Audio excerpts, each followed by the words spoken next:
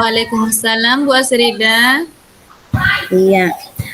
Tadi ya Bu, ada panggilan Ibu masuk, tapi maaf saya tidak sempat jawab karena tadi lagi ada rapat dan saya sudah baca chatnya Ibu, katanya Ibu ingin bertemu dengan saya ya. Betul sekali Bu. Oh iya, apa kabar hari ini Bu Bunga?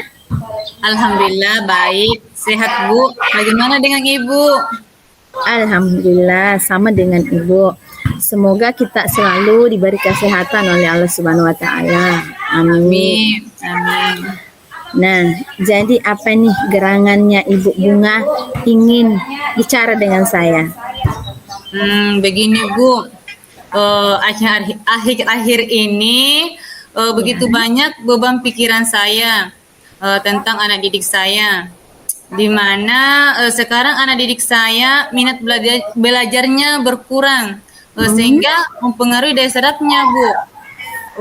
Mungkin Bu karena pengaruh game online sehingga kurang perhatian kepada pelajarannya. Seperti itu Bu. Ya. Jadi maksud Ibu ingin memulai sesi coaching dengan saya mengenai masalah Ibu tentang siswa Ibu yang minat belajarnya berkurang ya? Betul sekali Bu. Oh ya Ibu, jadi tujuan percakapan kita ini adalah untuk mencari solusi dari masalah Ibu di mana minat belajar siswa Ibu sedang berkurang ya. Jadi Ibu Bunga untuk kedepannya apa yang Ibu Bunga ingin capai dari percakapan kita kali ini? Saya Bu ingin mencari solusi bagaimana agar siswa saya dapat meningkatkan minat belajarnya Bu. Begitu pula daya serapnya. Saya ingin mudah-mudahan setelah diskusi ini minat belajar dan daya serap siswa saya bisa meningkat Bu. Iya, menurut Ibu minat belajar yang baik itu yang seperti apa Bu? Yang seperti ini Bu ya. Misalnya siswa itu antusias kemudian fokus dalam pembelajaran, terlihat tenang, penuh semangat, mengerjakan tugas-tugas yang saya berikan Bu. Seperti itu Bu. Iya begitu ya Bu. Jadi Ibu ingin peserta didik Ibu itu fokus dalam belajar ya. Jadi intinya Ibu perlu menumbuhkan motivasi intrinsik dalam tubuh peserta didik ya. Betul sekali Bu. Oh ya Ibu, jika diskalakan misalnya kondisi minat belajar peserta didik Ibu itu, jika diskalakan dari 0 sampai 10, kira-kira kondisi peserta didik Ibu berada di skala berapa ya? Kira-kira berada di sekitar 6 Bu pada saat ini. Skala 6 ya. Harapannya Ibu ingin berada di skala berapa? Saya sih sebenarnya Bu sangat berharap berada di skala 10.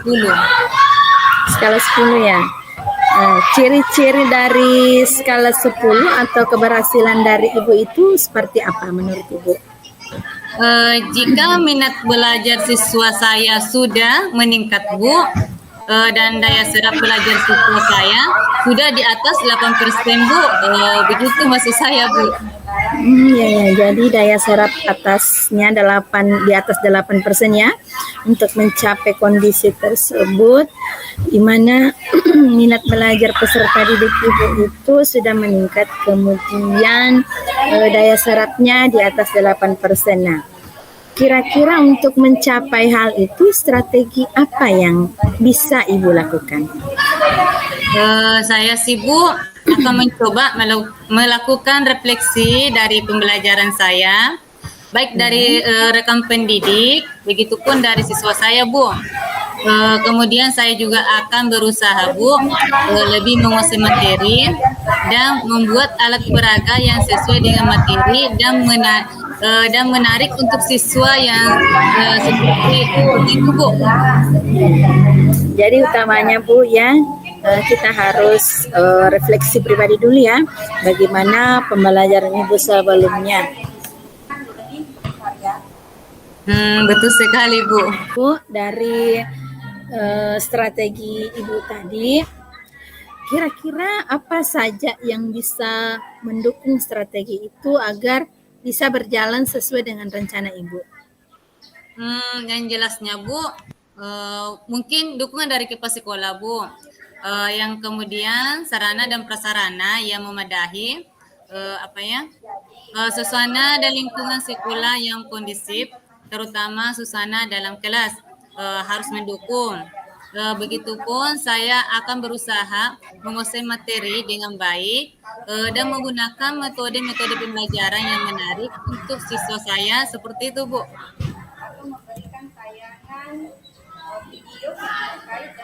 Iya. Bagus sekali ya Ibu. Jadi dukungan kepala sekolah itu yang berupa sarana dan prasarana yang bisa mendukung Ibu untuk menjalankan pembelajaran yang sesuai dengan apa yang Ibu ingin lakukan ya. Ya, betul sekali Bu. Jadi misalnya ini Bu, dalam menjalankan strategi Ibu ini, kira-kira misalnya gangguan apa yang mungkin bisa saja muncul saat Ibu melakukan strategi ini? Banyak sih Bu. Di antaranya tadi misalnya siswa saya itu karena senang main game dan lebih suka main game daripada belajar Bu. Dan juga lebih senang bermain dan rata-rata anak lebih banyak suka bermain daripada belajar Bu. Itu mungkin Bu yang menjadi hambatan saya dan mencapai strategi saya Bu.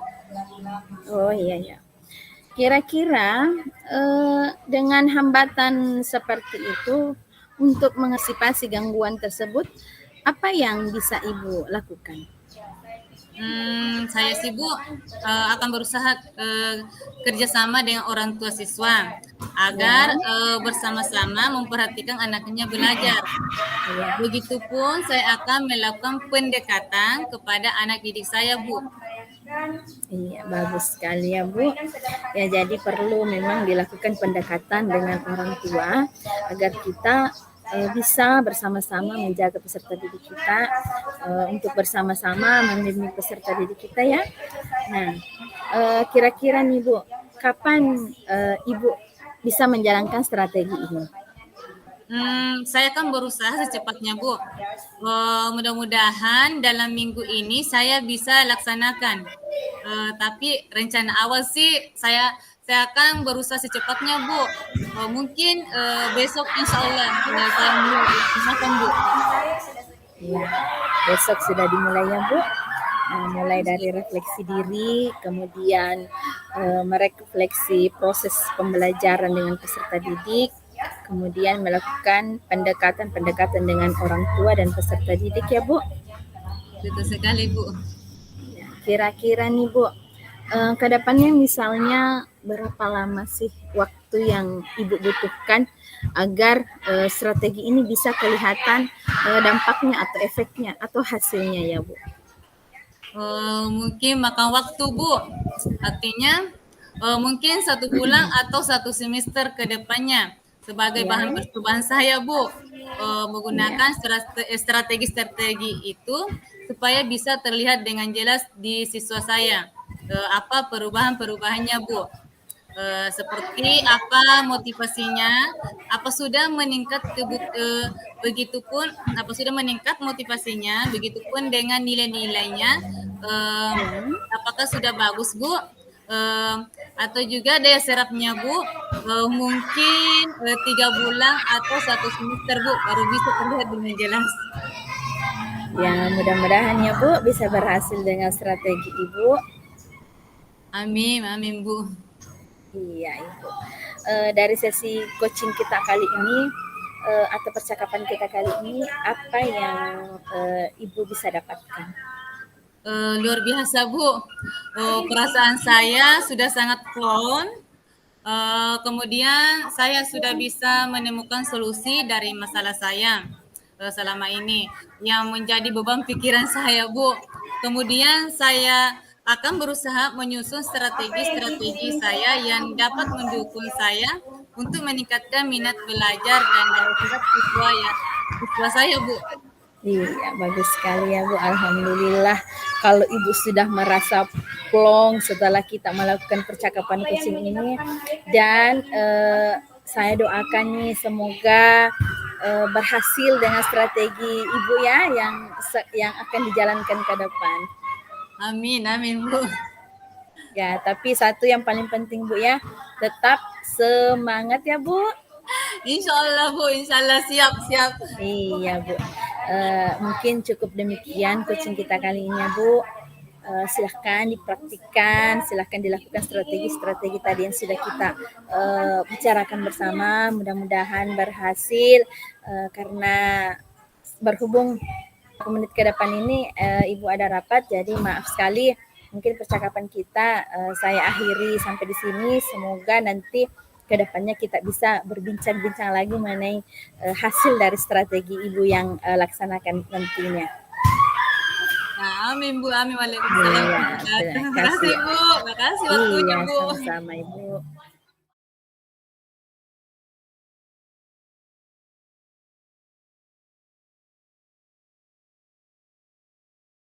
Assalamualaikum Bu Asrida, bagaimana kabarnya? Waalaikumsalam Ibu Bunga, alhamdulillah baik. Seperti janji sebelumnya, percakapan kita tidak akan lama ya Bu. Kira-kira 7 sampai 10 menit saja.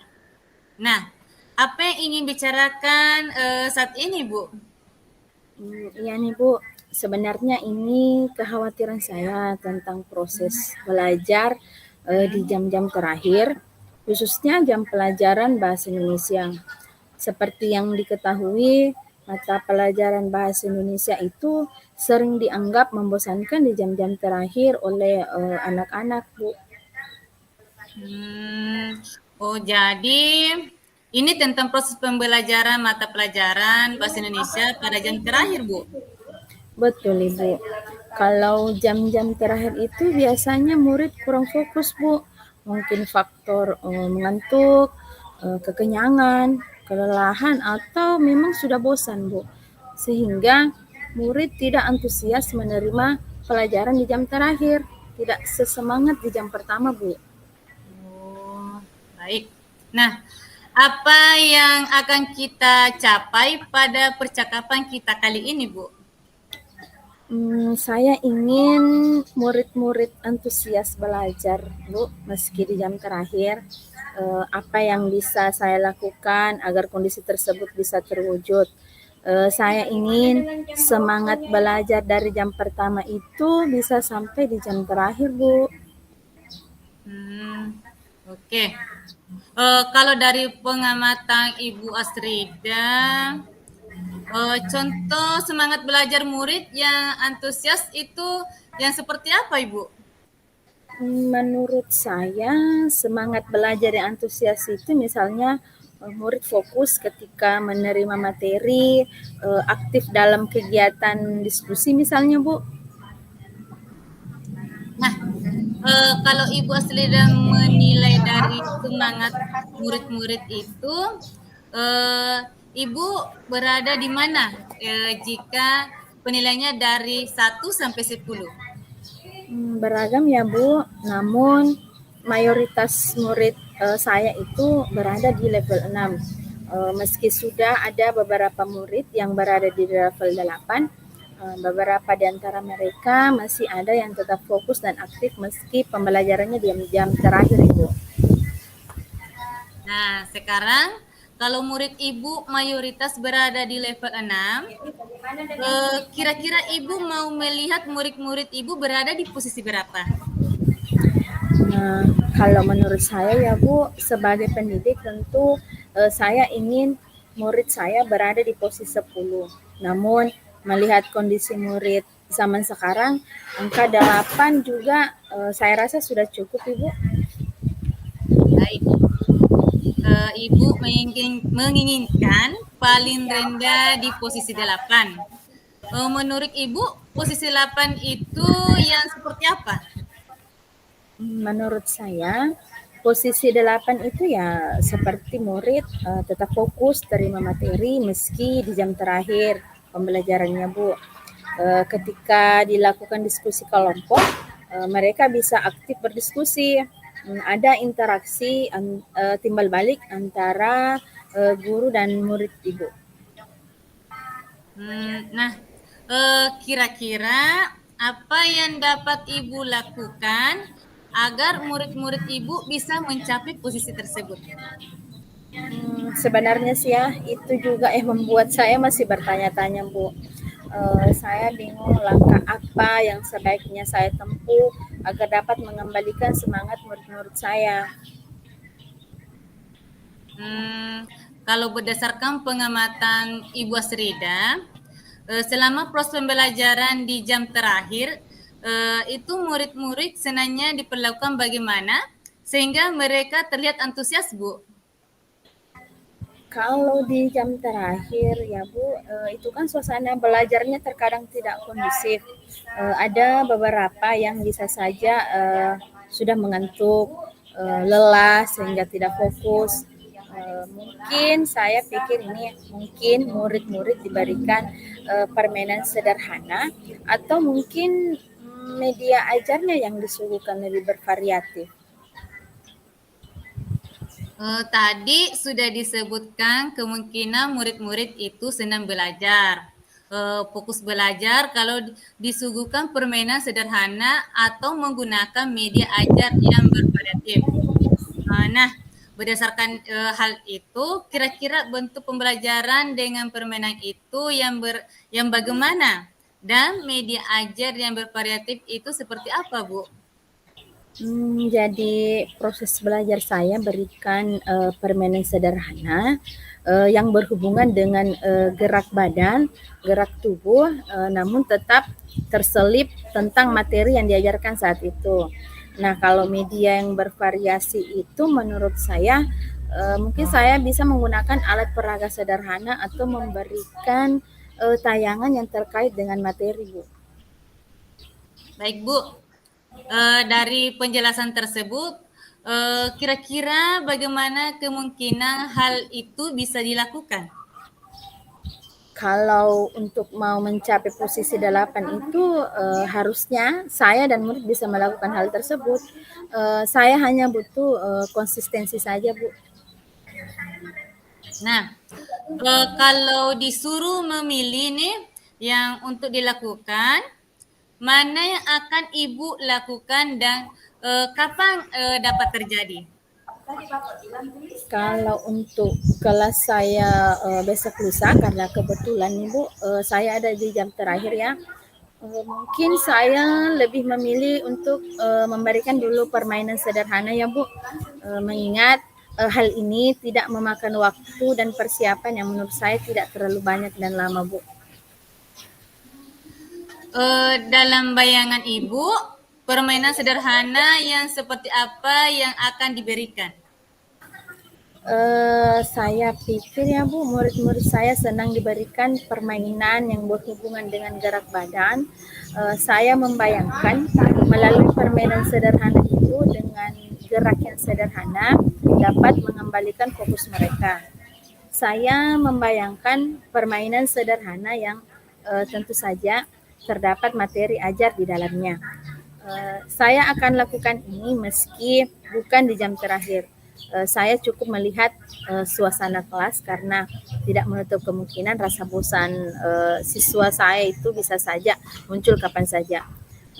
Selain itu, saya akan menyiapkan media ajar yang bervariasi sehingga mereka tidak merasa jenuh dengan permainan yang diberikan, misalnya hanya selalu memberikan permainan saja. Jadi bisa lebih bervariasi saja, Bu. Baiklah, kita sudah berada di akhir percakapan. Apa yang Ibu sudah dapatkan dari percakapan kita ini, Bu?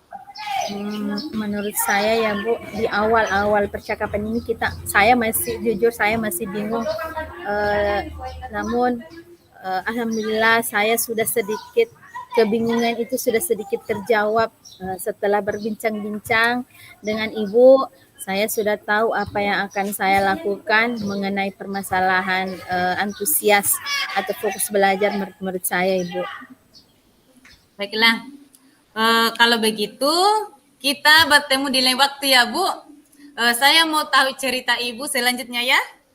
Baik, Ibu. Terima kasih nih, Bu, sudah meluangkan waktu untuk saya mendengarkan cerita saya. Ya, terima kasih. Satu kata saya untuk Ibu, tetap semangat. Oke, Iya, Bu. lanjut Baik, lagi Ibu. tugasnya. Semangat, Bu.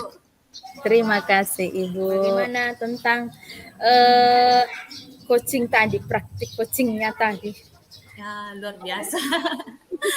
Ya, memberikan kita pembelajaran, bagaimana menyelesaikan masalah kita. Ya, Ternyata kalau kita menyelesaikan masalah dengan berbagi dengan orang lain, hmm? terasa lebih plong. Artinya kalau kita Ya, masalah itu kita tutupi sendiri, akan terasa berat untuk kita. Tetapi kalau kita berbagi dengan orang lain, hanya bercerita dengan orang lain, perasaan itu akan terasa plong dan orang yang kita temani bercerita juga memberikan pendapat sama kita. Akhirnya juga memberikan masukan, dorongan. Jadi kita memiliki motivasi sendiri. Oh ternyata seharusnya begini.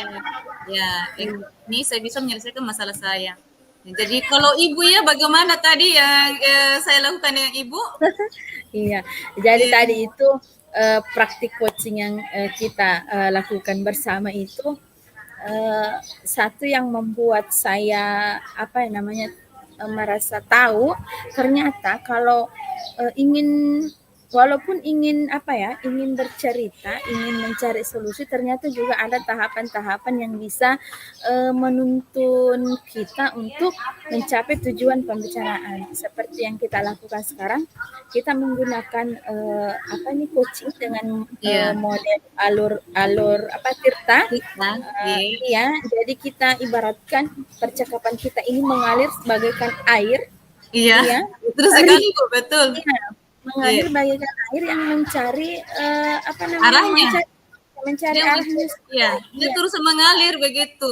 iya, artinya percakapan yang dilakukan kita walaupun memang di awal sebelumnya memang apa si coach ini ada beberapa pertanyaan yang berbobot yang diberikan, Iya, tapi kan pelaksanaannya itu kalau memang kita hadir sepenuhnya iya, eh, dalam percakapan coaching ini, saya merasa bahwa orang yang di si coaching ini akan merasa eh, walaupun belum mendapat solusi pastinya, tapi pasti saya iya, merasa perasaannya itu bisa lebih plong, bisa lebih iya, lega.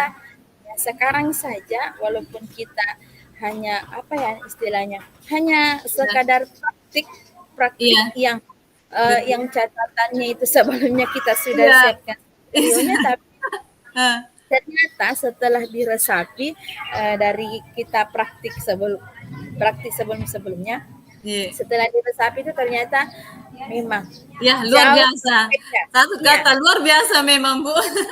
Iya, Jadi kalau misalkan kita hanya berbincang-bincang biasa tanpa kita memikirkan alur tirta tersebut, tanpa menggunakan alur iya, tirta tersebut, sepertinya kita tidak mengcoaching teman atau iya, coaching kita ya, kita tidak mengcoaching kita, takutnya lebih menjadi konselor atau iya. mentor ya, Betul, mentor. Jadi betul, betul. takutnya kita jadi Iya, seorang mentor atau jadi seorang konselor. Nah, sedangkan kan coaching notabene-nya walaupun kita tidak ahli membuat iya, solusi, tapi kalau kita bisa menggali potensi yang ada di dalam diri coaching kita, berarti kita sudah bisa apa ya memberikan iya. dorongan lah kepada Dorongan kepada orang yang coach sama kita, yang coaching sama kita, artinya memberikan motivasi yang tertimbun dalam hatinya, bagaimana dia menyelesaikan masalahnya sendiri,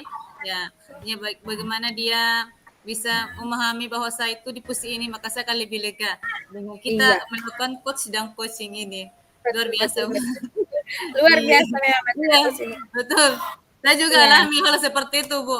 Awalnya juga saya kaku dan ragu. Karena saya tidak awalnya kan saya baru mengenal coaching ini, Ya, coach dan coaching ini, apa sih arti coach dan coaching dan bagaimana programnya, bagaimana kita lakukan dengan baik.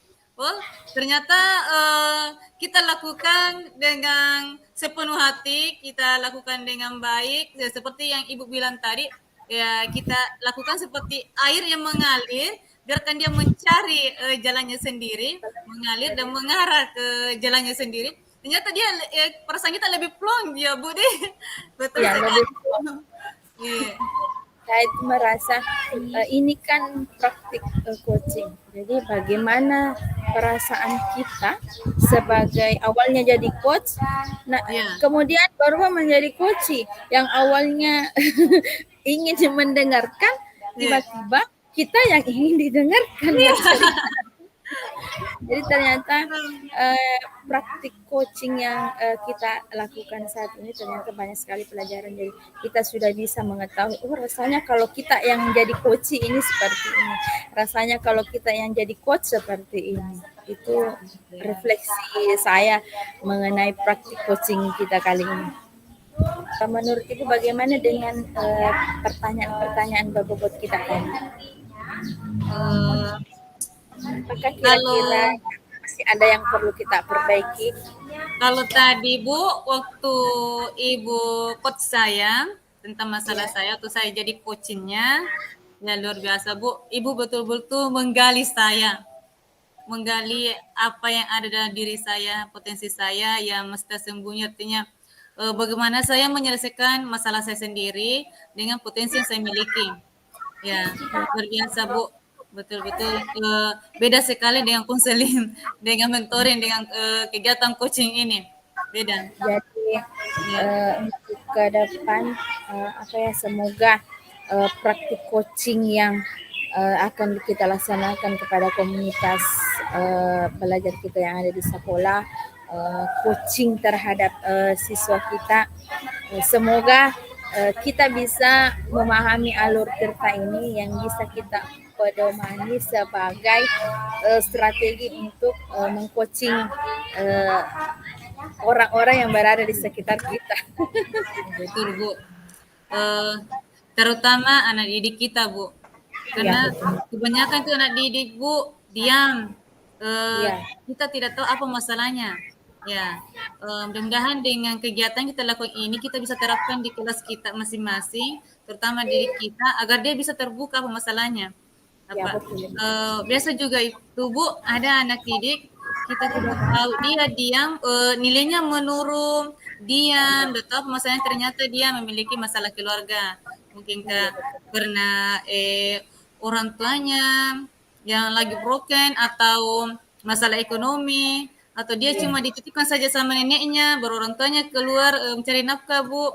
Ya begitu namanya kehidupan sekarang Bu, banyak. Ya, Ya dan begitu saya Bu. pikir Iya. terkadang itu siswa itu terkadang dia lebih cenderung mau cerita ke gurunya daripada Iya. orang di rumahnya ini. Ada juga saya beberapa dapat siswa seperti itu. Iya. Mereka lebih dekat ke gurunya daripada mau cerita ke orang tuanya atau orang di rumah.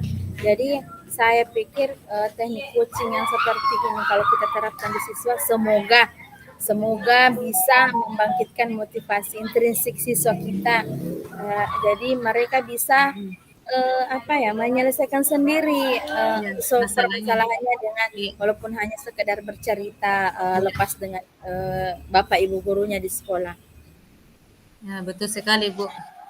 Apa siswa itu terkadang juga dia merasa takut sama orang tuanya. Karena kan apa ini karakter orang tua itu berbeda-beda, Bu. Ada juga yang keras.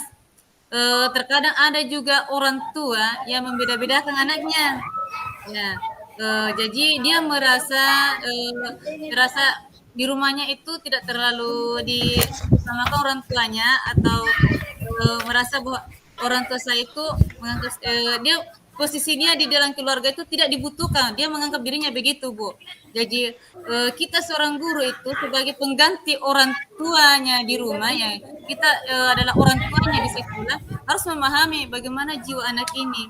Ya, mungkin dengan jalan ini coaching kita bisa memberikan dia pelajaran, artinya memberikan dia nasihat apa dan dia juga bisa menumbuhkan memberikan motivasi maksud saya Bu dia menumbuhkan motivasi dan dirinya bahwa oh, ternyata saya itu dibutuhkan.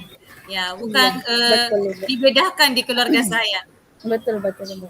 Jadi kunci utama keberhasilan coaching sebenarnya ada pada si coachnya. Jadi si Iya. coachnya itu harus bisa hadir Iya. sepenuhnya di dalam perbincangan itu. Si coach harusnya memiliki kemampuan dasar untuk coaching. Jadi tidak sekedar langsung memberikan solusi terhadap permasalahan, tapi kita berkewajiban untuk menggali potensi apa yang ada dalam diri si coach ini. Jadi kita tidak memposisikan diri kita sebagai mentor, tidak Iya. memposisikan diri sebagai konselor. Konselor. Intinya coaching kan itu kolaborasi yang memberdayakan manusia. Iya. Semoga praktik coaching kita kali ini bisa memberikan sedikit, bukan sedikit sih, kalau saya pikir sih sudah banyak sekali Iya, banyak betul pengalaman. itu. Iya, banyak Pengalaman pengalaman yang bisa kita ambil, yang pengalaman positif, praktik baik yang bisa kita terapkan di sekolah kita sendiri ya Bu. Betul sekali, Bu.